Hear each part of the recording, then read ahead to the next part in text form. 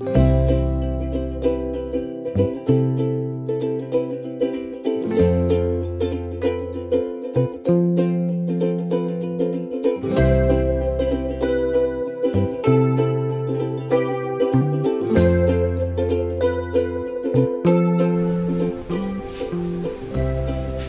আসসালামু আলাইকুম। কুকিং কানেকশনের নতুন একটি রেসিপিতে আপনাদের স্বাগতম জানাচ্ছি।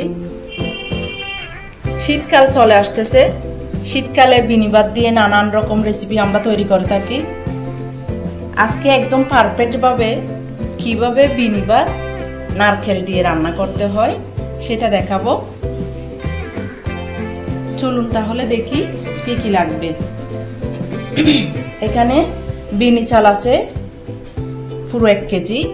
আমি 1 কেজি পরিমাণের চাল নিয়েছি। যেহেতু বিনিবাদ বেশি বাড়ে না সেজন্য পুরো 1 কেজি চালের পরিমাণ নিয়েছি।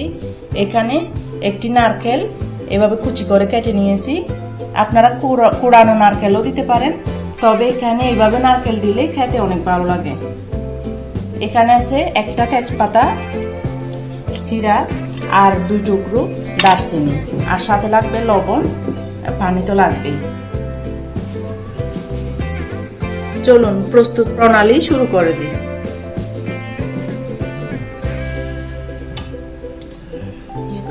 দর্শক, আজকে আমরা চুলায় রান্না না করে রাইস কুকারে কিভাবে বিনিবাদ রান্না করতে হয় সেটা দেখাচ্ছি। এখানে আমি রাইস কুকারে 1 কেজি চালের জন্য 6 কাপ পানি দিয়েছি। সাধারণত সাদা ভাতের মধ্যে ডাবল পানি দিতে হয় চালের চাইতে, কিন্তু এই ভাত একটু পানি কম টানে, সেজন্য পানিটা একটু কমিয়ে দিবেন। পানি আমি আগে গরম করতে দিয়ে দিয়েছি। এখানে গরম পানিতে আমি তেজপাতা আর দারচিনিটা দিয়ে দিলাম, সাথে দিয়ে দিব স্বাদ মতো লবণ। সবগুলো উপকরণ একটু নেড়ে ছেড়ে আমি 2 মিনিটের জন্য ঢেকে দিব। পানিটা যখন ফুটতে উঠবে তখন আমরা চালটা দিয়ে দিব।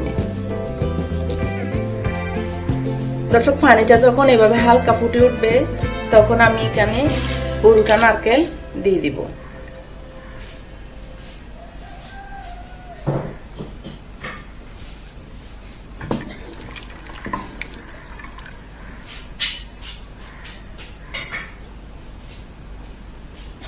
চালটা আমি ধুয়ে পানি জড়িয়ে নিয়েছিলাম।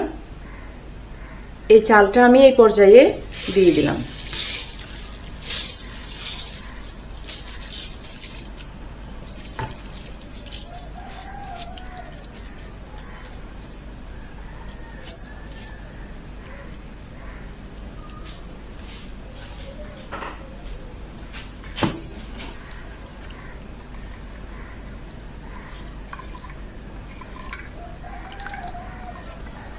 এরপর এটা এভাবে সমান করে দিয়ে আমি এটা প্রায় পানি শুকানো পর্যন্ত এটা ঢেকে দিব। মাঝে মাঝে নেড়ে দিবেন, যাতে অবশ্যই রাইস কুকারের নিচে লেগে যায় না, চুলাতে হলে লেগে যায়।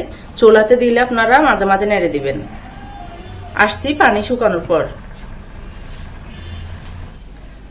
দর্শক, ফিরে এলাম প্রায় 20 মিনিট পর। বিনিবাদটা রান্না হতে দেরি লাগে না। দেখুন পানিটা একদম শুকিয়ে গেছে।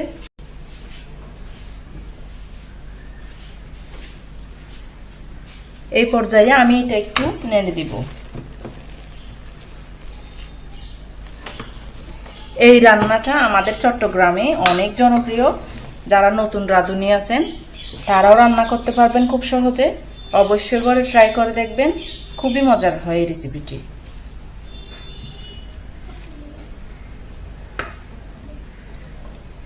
এই পর্যায়ে আমি ঢেকে দিয়ে এটা রেখে দিব আরো 5 মিনিটের জন্য।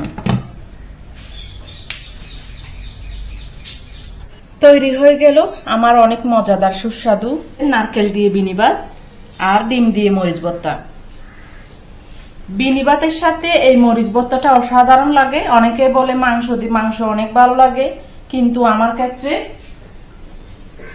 আমার এই বিনিবাদ দিয়ে মরিচ ভর্তাটা দারুণ লাগে। আপনারা অবশ্যই করে ট্রাই করে দেখবেন। আমার এই রেসিপিটি যদি আপনাদের ভালো লাগে তাহলে অবশ্যই লাইক কমেন্ট শেয়ার করতে ভুলবেন না। আর আমার এই ছোট্ট চ্যানেলটি অবশ্যই সাবস্ক্রাইব করে দিবেন, যাতে নতুন নতুন রেসিপি আপনারা পেয়ে যাবেন। আমার এই রেসিপিটি এই পর্যন্তই। আবার দেখা হবে আগামী কোনো নতুন রেসিপি নিয়ে। ততক্ষণ আপনারা ভালো থাকুন, সুস্থ থাকুন। খুদা হাফেজ।